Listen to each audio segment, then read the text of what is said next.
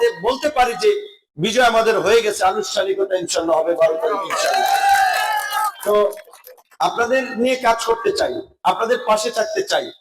ওয়াজ মাহফিলে যেমন আমি গিয়েছি, আপনারাও আজকে যারা এই আপনার গেদু সাহেব ভক্তবিন্দু আছেন, যারা এই ধরনের উরুস মাহফিল অনুষ্ঠান করেন, তাদের পাশেও থাকাটা আমার দায়িত্ব এবং কর্তব্য। যেই কারণে ওয়াজ মাহফিলে যাই, ধর্ম অন্যান্য মিলাদ মাহফিল অনুষ্ঠানে যাই, আপনাদের এখানে এসেছি। এটা আমাদের দেশের বৈচিত্র্য। হ্যাঁ, এখানে আউল বাউল অনেক ধরনের বিভিন্ন সংঘ সংগঠন আছে। প্রত্যেক মানুষের এবং কমিউনিটির স্বাধীনতা আছে কথা বলার, অনুষ্ঠান করার, কাউকে বাধা দেওয়ার, গায়ের জোরে কারো উপরে হামলা করার, অনুষ্ঠান ভণ্ডুল করার এই ধরনের ঔদ্ধত্য আমরা দেখাবো না। এতে সমাজে বিশৃঙ্খলা বাড়বে, নৈরাজ্য হবে।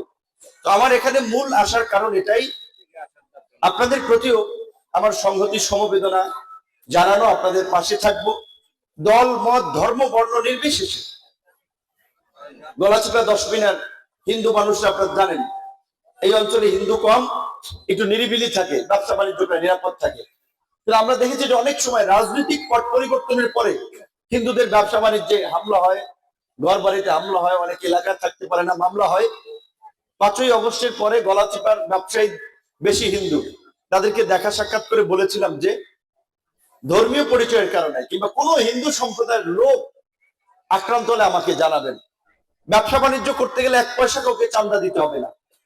তো আমরা আগামীতে এই গলাচিপা 10 মিনাকে একটা রোল মডেল করতে চাই।